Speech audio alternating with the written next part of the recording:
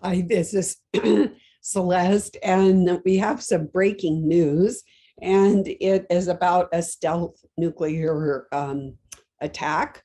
And so I am going to share my screen. I did do an article on this so that you can share it with friends and family, as well as you can share the link to this video. But I'm just going to do a summary of what I put in the article. So let me share my screen. Here it is. So basically, we have a new twist, and it follows a biblical concept, which is line upon line, precept upon precept.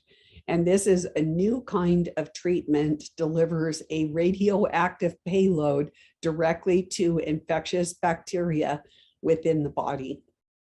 And so what's on everybody's mind right now is there going to be a nuclear war? All eyes are on Russia and the Ukraine, and with provocation by the United States, is there going to be a nuclear war in a distant land? Are we going to be seeing a mushroom cloud? Are we going to be seeing an EMP? But while they have you distracted with this, they are moving into a new treatment modality, and that is by replacing antibiotics. Yes, you heard it. Instead of going to your doctor and getting antibiotics, very soon you're going to be getting a dose of radiation. So let's go into it. Why is this? Well, there is something that the military explored for mass casualty incidents. They wanted to see which made more fear in people. Was it a mass casualty event somewhere like a nuclear war, or was it something like the guillotine and decapitation? And what they found is that people are much more fearful of the guillotine and getting their head decapitated than they are of a nuclear war. And so they are using that model for this new treatment that is, well, it's a treatment to deliver this radioactive payload into your body to fight any infection that you might have. So this is under the auspices of One Health, and they say because of antibiotic resistance, there's not enough antibiotics coming into the pipeline, and also we can't use anything from nature. Remember, that's the mantra for this Agenda 21, 2030 protocol. We can't have anything from nature, including the radiation is even synthetic. I kid you not, this is synthetic radiation, although it does have at the very small scale, it does come from uranium.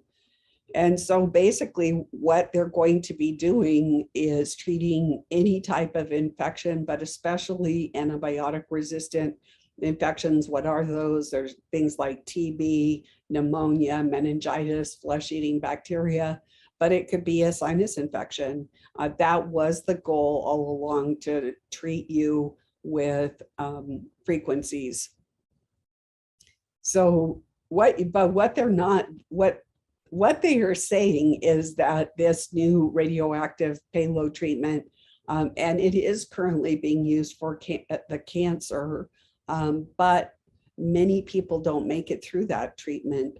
But they're saying that it's safe, that it doesn't harm your other cells, that it is a precision, that it will just kill the bad bacteria. The problem is that what they are using is cytotoxic. That means that it does kill cells, and it's indiscriminate in that. It will kill the good cells along with the bad cells. And the only restraint that they have is that it has a fairly short half-life. So to make the treatment effective, it's a threefold process.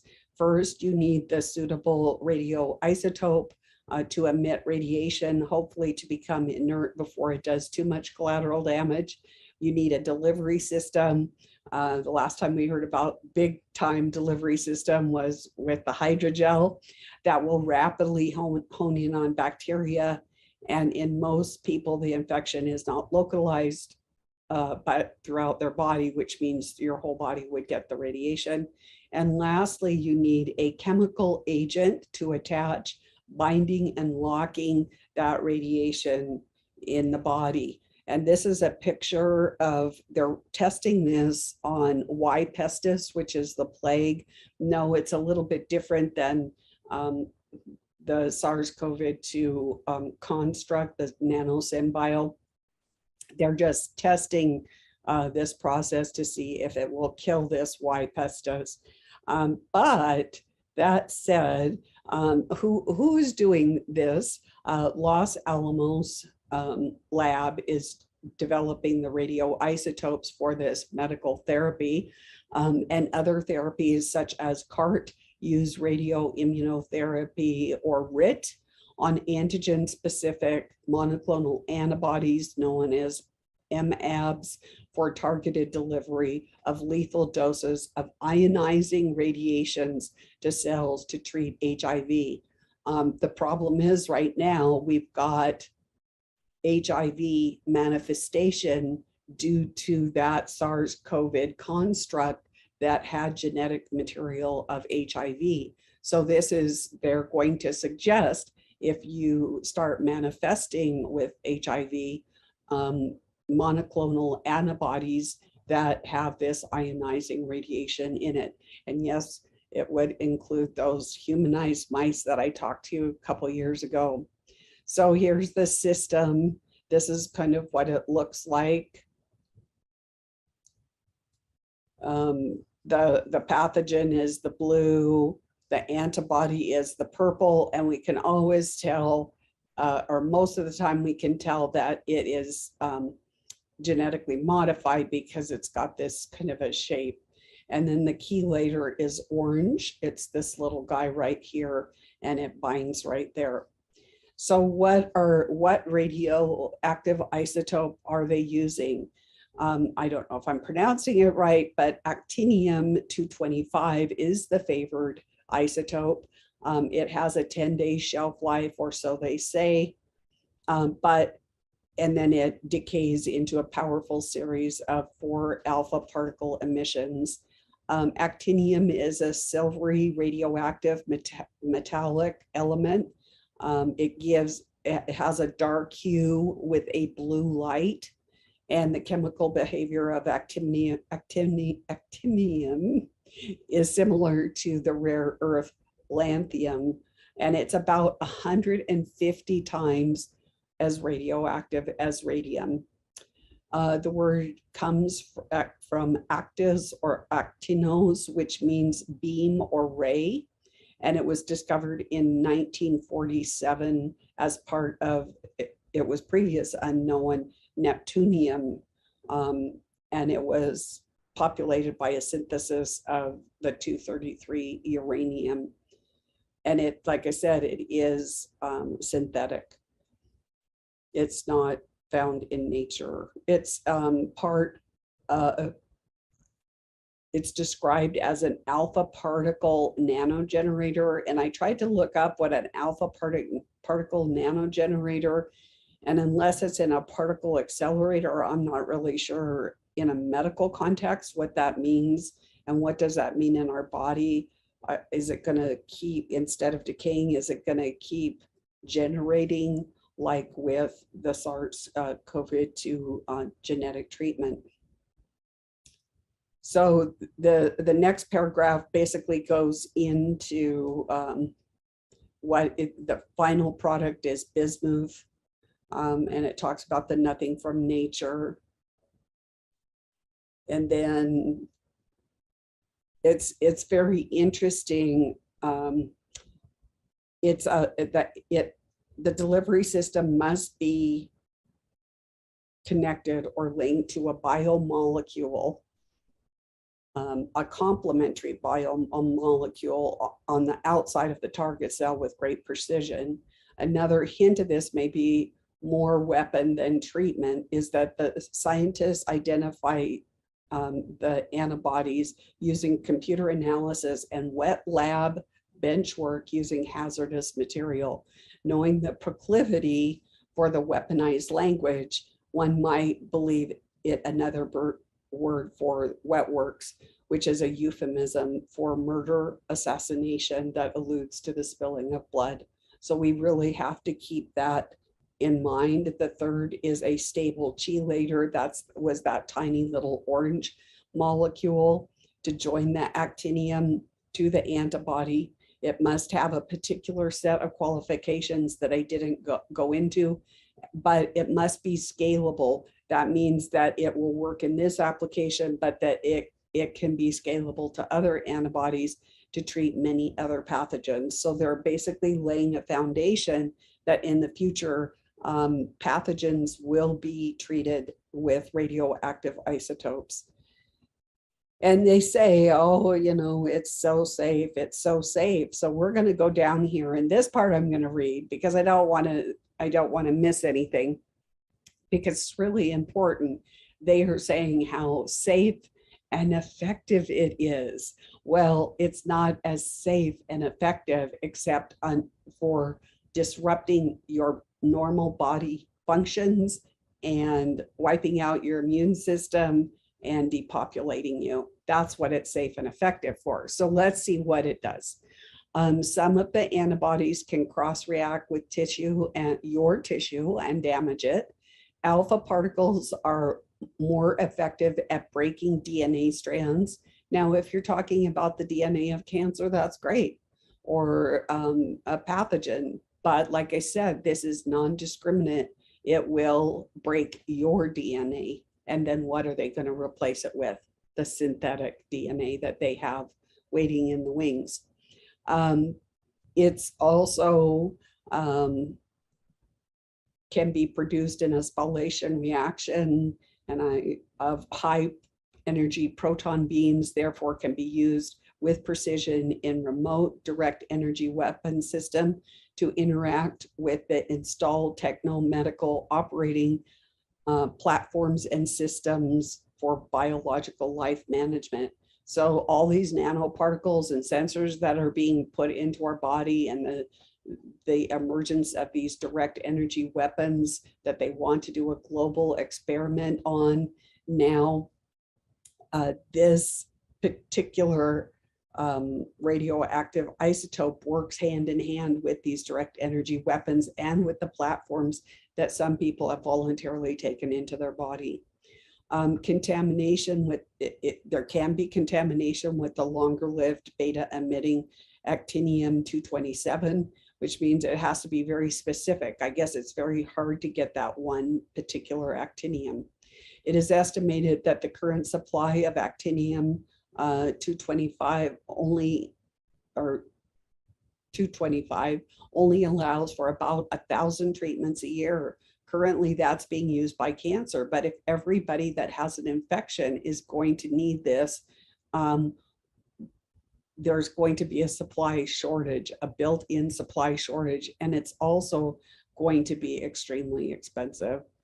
It says that, and I did give the reference in there, that it is extremely radioactive and has the potential for radiation-induced health effects. It is about as dangerous as plutonium.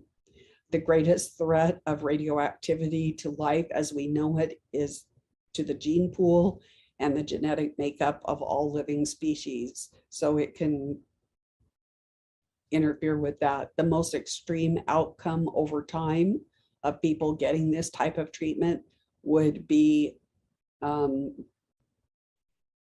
cessation of the ability to reproduce. It will cause sterility.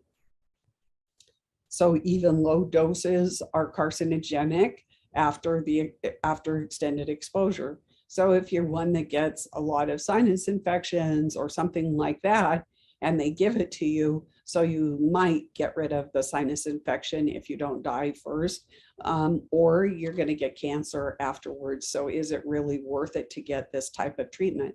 Now, mind you, they will be eliminating antibiotics as you know it.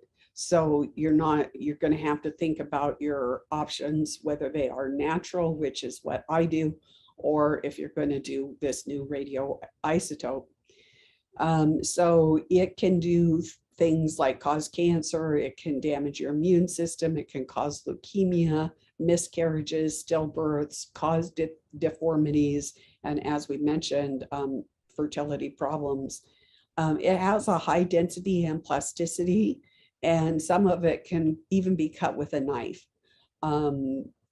This class of radioactive isotopes are paramagnetic, with the exception of actinium, and have several crystalline phases, which probably goes in with a lot of the biotechnology in the medicine that we're seeing today with the research and development. They are pyrophoric, especially when finely divided, and they can spontaneously ignite upon reaction with air. So you could spontaneously combust.